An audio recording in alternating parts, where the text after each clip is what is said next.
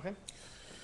All right, I think we are recording. This is Professor Girton. I'm right back with you. We're talking again about the iPad. We are taking this all around the campus of Ball State University. I got 2 classes, my electronic media courses, Intro, TCOM 101, that is helping us figure out some of the facts and minuses, the plus, the minuses, and whatnot about this machine. And so I want to talk with another one of my students. Your name is? Larry Natovina. All right, Larry's going to help us again understand a little bit about the what? The setup of the product. setup of the machine, how you get the machine set up. Go ahead, tell us a little bit about what you found. What we found is that setup with a lot of Apple products is, for the most part, pretty simple. Okay. Because just like all the other Apple products, like your iTunes or your iPods, your iPod Touch, your iPhones, it all runs through iTunes, and it's really simple. You hook it up there, and it connects everything, and it helps you through some small prompts that it makes it pretty streamlined.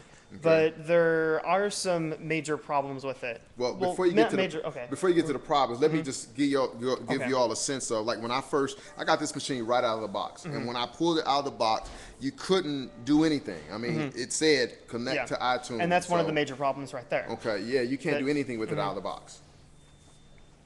So if you're looking, and I know that some people have been, or the advertising, they've been trying to compare the iPad to a competition for something like a laptop or a netbook or something like that. And if you're looking for this as an alternative to having a computer, you need to connect to a computer to do it, and then that becomes a problem. But I mean, for the most part, people are probably going to have computers, so it shouldn't be a big deal.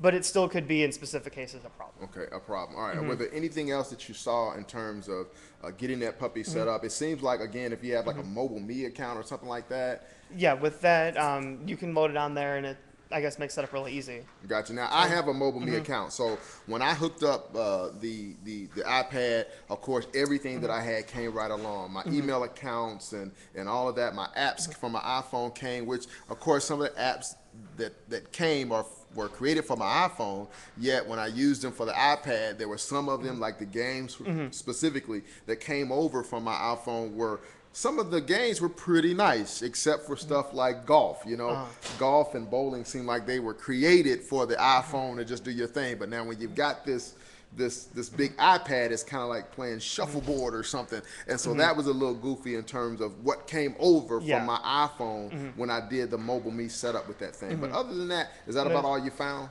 Well, another one of the nice things I forgot to mention is that if you do buy the iPad from an Apple store, they will help you set it up. They'll put email on there for you, and they can help you load some apps. Okay. So, I mean, if you really are tech illiterate, it makes it pretty nice. Great. Now, one of the things we're going to hit next, we got another group of students who are standing here waiting to talk to us, and we're going to talk a little bit about that, what you know, kind of how the college students are looking at this, because really what you just described is a different type of user that might be using the iPad, somebody that may not have email or may need to set up email or may have a computer, but it may not be up to date, those kind of things. So we're going to talk about that in just a little bit, but I thank you, man, for helping us out with that, and I hope that helps some of you all who are thinking about getting an iPad, you're thinking about setting up, or you have one, you haven't set it up yet. Hopefully this video helps you out a little bit. I'm going to be right back with another video. I told you I was going to be dropping real fast, so watch me now. All right, we'll be right back in a minute. It's Professor Girton, Ball State. Check me out.